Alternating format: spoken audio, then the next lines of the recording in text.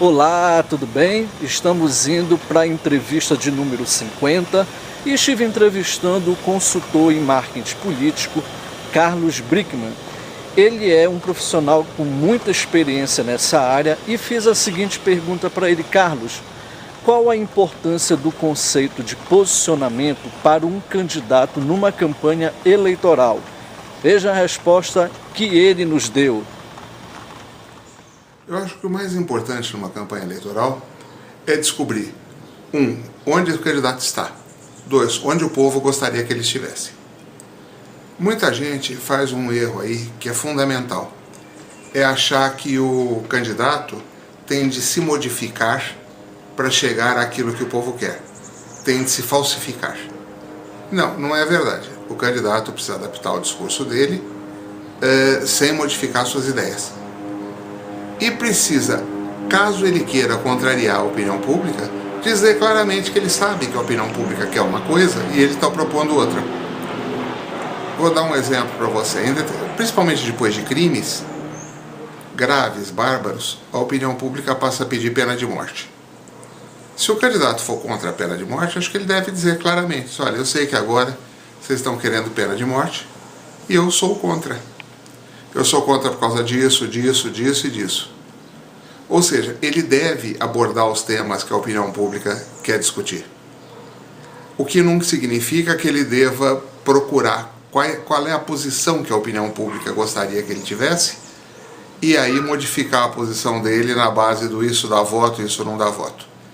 Ele tem de dar a opinião dele, porque senão ele vai virar um produto falsificado e aí não tem jeito. A segunda parte disso é como fazer.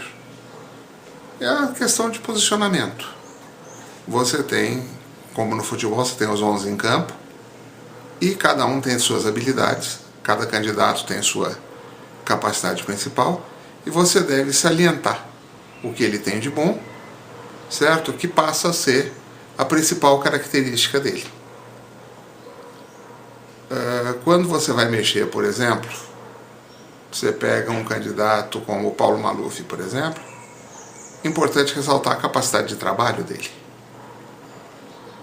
Por quê? Porque não adianta você vai dizer, não, ele é honesto, não, ele não é honesto, ele é honesto, ele não é honesto.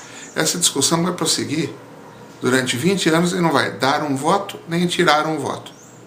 Agora, se você disser, não, ele é um cara que trabalha muito, ele é eficiente, ele faz obras, então você tem onde discutir o tema. Eu lembro, por exemplo, quando aqui em São Paulo teve a campanha com o Franco Montoro. A campanha com o Franco Montoro basicamente era o seguinte: ele é um candidato limpo.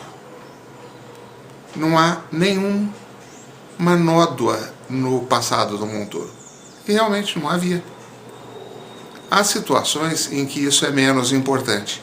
Agora, nesse momento no Brasil, por exemplo, eu acho que se você tiver um candidato sem nenhuma nódoa no passado, imaculado, esse candidato passa a ser forte, desde que você ressalte esse ponto importante. Ele passou a vida dele trabalhando e não é acusado de nada. Ele faz o trabalho dele direito, ele cumpre as leis, que no fundo deveria ser o básico em todos os candidatos. Mas nós estamos numa situação no país em que seria importante você ressaltar esse tipo de coisa. Posteriormente, toda a campanha deve ser orientada em torno deste posicionamento do candidato. O que inclui, por exemplo, os jingles, que devem salientar isso, esse ponto principal dele. A própria pesquisa deve buscar como, dentro desse posicionamento, ele pode atingir o maior número possível de eleitores. E sempre ter como básico, não mentir. Mentir é um negócio diabólico em campanha. Por quê?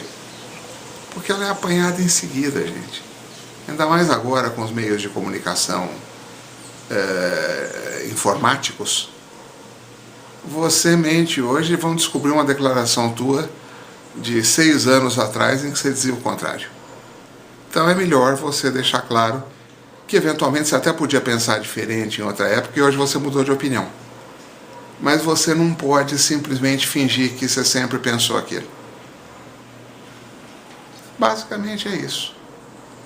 E a partir daí você parte para ganhar a eleição.